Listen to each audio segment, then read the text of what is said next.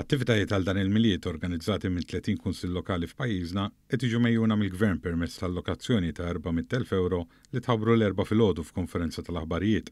Il-Segretarju Parlamentari għall-Gvern Lokali, Alison Zerafa Civelli, qalet li dawn l-attivitajiet se jiġu mejjuna mid-Direttorat tal-Kunsilli Lokali biex ikunu ta' kwalità għolja waqt li joffru divertiment.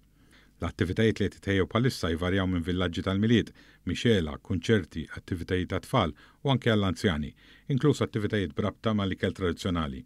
Dawn flimkien ukoll mal-attività annwali Bethlehem Fine Seal Fawdex li tiġbed qatt ta' viżitaturi leha.